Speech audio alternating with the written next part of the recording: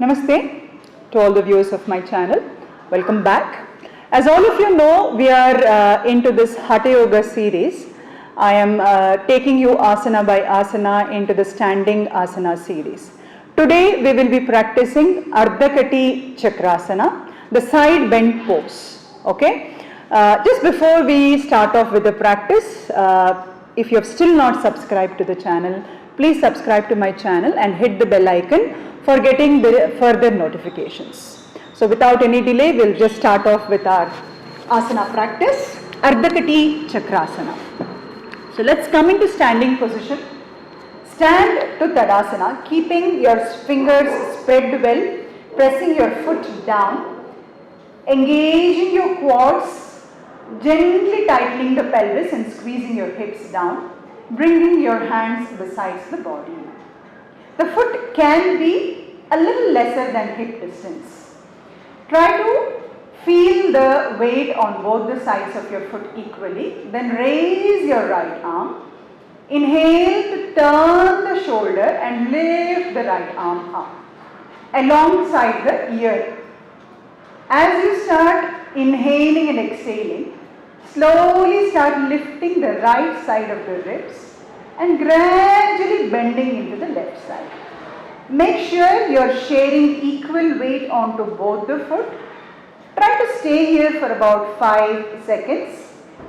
1, inhale and exhale. 2, inhale and exhale.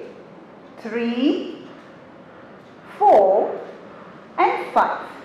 As you start inhaling, bring your spine straight. Turn your palm downwards. Exhale and drop your hands down. The same thing will repeat on the other side. Making sure you are continuing to stand in Tadasana. Left hand out. Inhale to turn from the shoulder and lift the left arm up. Reaching the tip of the fingers to the ceiling. Lifting from the left rib cages. Slowly stretching and bending towards the right. Keep breathing in and out as you stretch. Try to hold this position as you press through both the foot for about 5 seconds again. 1. Keep breathing in and out. 2, 3 and 4. Inhale to come back. Exhale, turn the palm down and slowly bring your hands beside your body.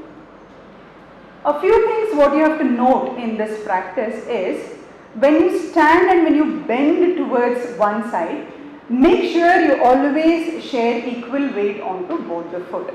And also do not push the hip into one side and bend.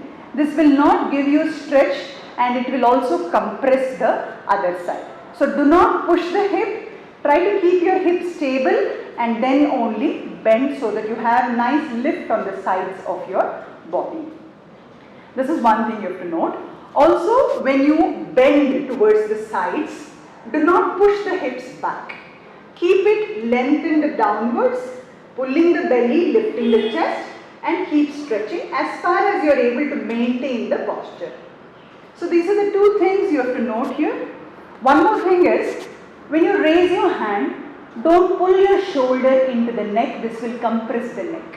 So try to keep your shoulders nice away from the ears but along the side of the ears so that you are not pulling this, it should be stable and only lift from the side of the body.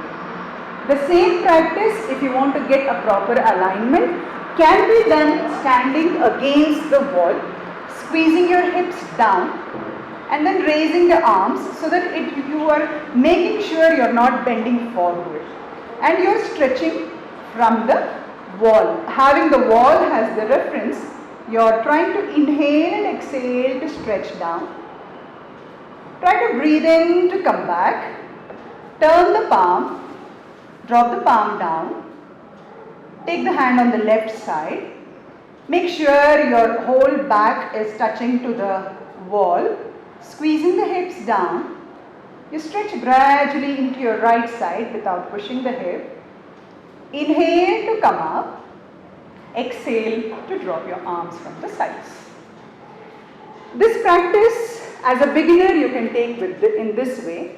As you move into your intermediate practicing level or advanced practicing level, the same practice can be done with the hands both into Namaskara up. So this is a little more challenging. Okay, as you move into a practitioner, you will raise both the arms, but the stretch will be in the same way. You will inhale and exhale to bend it to the right, hold it for 5 seconds without compressing the left side of your body. Again slowly come back. Keep breathing in and out, slowly stretching the body into the right, pressing through both the legs. Inhale and come back. Turn the palms from the sides, exhale to drop the hands down. Once you finish this asana, make sure you stand and relax for a few seconds to Shitali Tadasana. Now the benefits of this asana, it stretches the spine laterally and improves the breathing capacity in your chest areas, especially the lung areas, since it is stretching on the either side. Also, it helps in toning the side abdominal muscles, removing the extra fat. Now the same Ardha Kati Chakrasana, if you are feeling in the lateral stretch very difficult, first you can always twist on the sides also. That is also called Ardha Kati Chakrasana. So when you stretch on the sides, your arms can come in the front.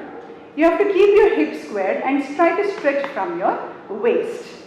So everyone just try to stretch and look back. And again inhale to come back. Exhale to stretch. So before going to Ardha Kati Chakrasana, this twisting will help you better to make your spine and waist more flexible. You can always try 3 to 4 rounds. Exhaling, inhaling, exhaling, inhaling. You can also do the same variation by holding the hand back like this to open up the shoulder. Exhaling, looking back. Inhaling front. The other side. Exhaling, looking back. Inhaling front. Coming back to your positions of Tadasana and relaxing for a few seconds. So as such, there is no much limitations to this pose.